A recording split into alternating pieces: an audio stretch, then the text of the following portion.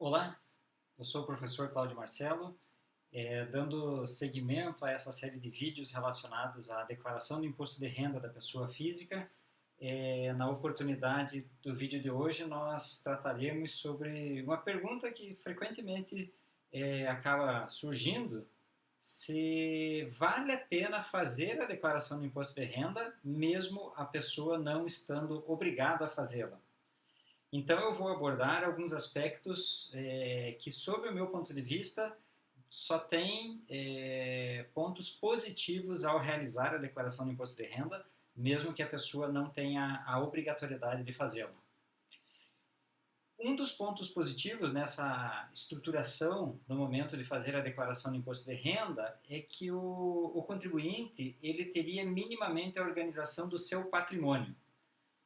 Quando nós fazemos a declaração do imposto de renda, nós conseguimos, de uma forma organizada, registrar tudo aquilo que nós temos de bens, como automóveis, como terrenos, como casas, como apartamentos, os direitos que eventualmente nós tenhamos, por exemplo, se a pessoa tem direito de receber dividendos, de receber participação em lucros de companhias, tudo isso acaba fazendo parte da declaração do imposto de renda.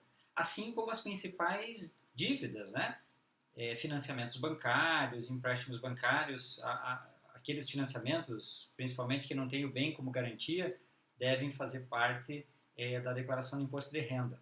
E os principais pagamentos também, aqueles que realmente representam uma saída bastante acentuada de recursos ao longo do ano, como, por exemplo, pagamentos a planos de assistência médica, odontológica, eventualmente psicólogos, gastos com educação, tudo isso nós conseguimos organizar no momento da elaboração do imposto de renda. Então, o aspecto de organização do patrimônio seria um dos pontos positivos, mesmo não estando obrigado a fazer a declaração.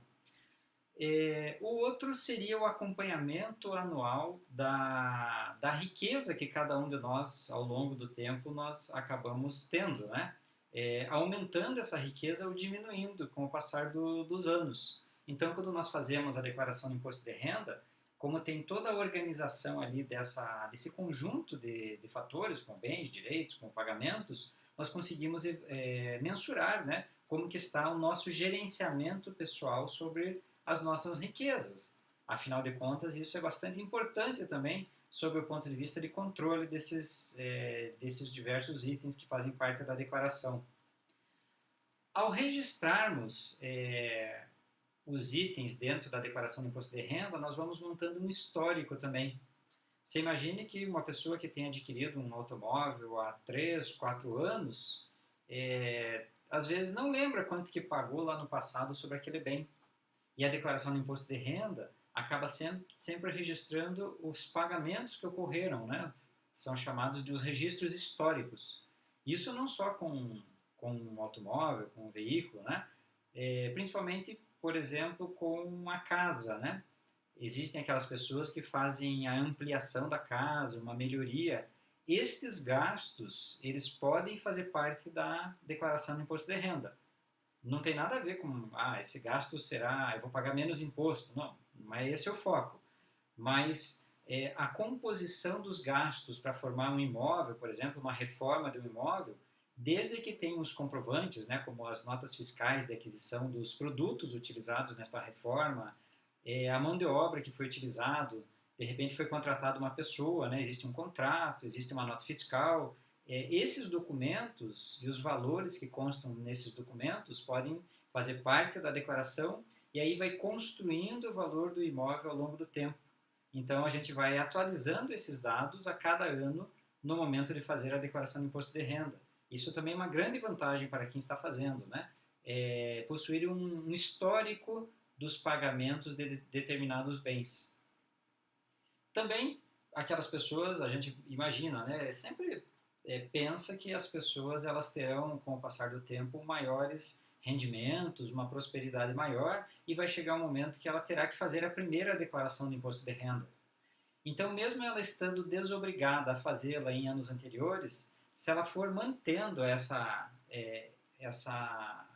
esse histórico, né, se ela for mantendo o hábito de fazer a declaração de imposto de renda todos os anos, quando precisar fazer efetivamente a primeira declaração como obrigatoriedade, será muito mais fácil.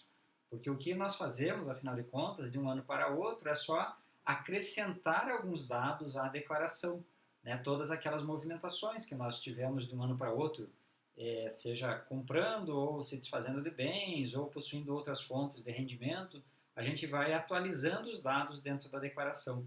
Então, conservar sempre atualizado ano após ano, mesmo não estando obrigado a fazê-lo, não deixa de ser um fator interessante que impulsionaria a fazer a declaração de imposto de renda. E talvez um fator também muito interessante que às vezes passa desapercebido, vamos supor que eu não tenha a obrigatoriedade de fazer a declaração de imposto de renda, mas em algum mês ou alguns meses durante o ano houve uma retenção de um imposto sobre o meu salário. Pode ser que em determinado mês eu tenha ganho um pouquinho mais, em função talvez de hora extra, de ter recebido comissões, e naquele mês ou naqueles meses, pelo aumento do rendimento que teve dentro do salário, houve a retenção de um imposto. Se eu não fizer a declaração de imposto de renda, pode ser que esse imposto retido não retorne para mim. Mas, não raras as vezes, né, aquela pessoa que teve alguns valores retidos ao longo do ano e que ao fazer a declaração ao final do ano é chamado de um ajuste anual do imposto. Então pode ser que aquela retenção que teve durante um determinado mês do ano eu consiga restituir ao final. Isso acontece principalmente quando existe alguns gastos médicos que eventualmente não tenham sido informados, obviamente, ao setor de RH da companhia, porque esses gastos médicos eles não abateriam mensalmente o valor do imposto de renda. Mas quando é feita essa declaração de ajuste, esses gastos médicos, muitas vezes, eles ajudam a recuperar aquele valor que havia sido retido pelo governo, né? Que havia sido retido através de um imposto de renda em determinado mês do ano. Então, seria um belo fator também para fazer a declaração de imposto de renda, mesmo não tendo a obrigatoriedade. Sem contar que nós podemos praticar uma ação, uma boa ação social interessante, que talvez esse valor retido não faça falta a cada um de nós como contribuintes e que, de repente, nem nos interessaria receber aquele valor efetivamente. Então, nós poderíamos destinar este valor retido, no momento em que houver a restituição do valor, ele ser doado a uma instituição de caridade. E nós temos no Brasil que tem convênios que, através do imposto de renda, é uma fonte para que essas entidades possam se manter ao longo do tempo. Então, esse imposto que não vem para o contribuinte, desde que ele faça a declaração de imposto de renda e indique quem seria a organização que receberia esta restituição, às vezes pode até salvar muitas vidas, inclusive, né?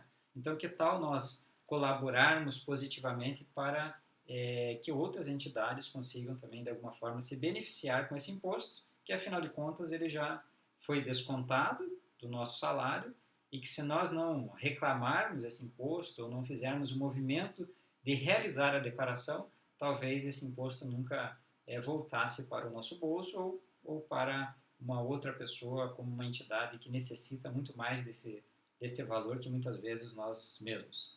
Então, são essas as dicas que eu daria, né? Eu apresentei pelo menos 5 bons motivos para fazer a declaração do imposto de renda, mesmo que não tenhamos a obrigatoriedade de fazê-lo.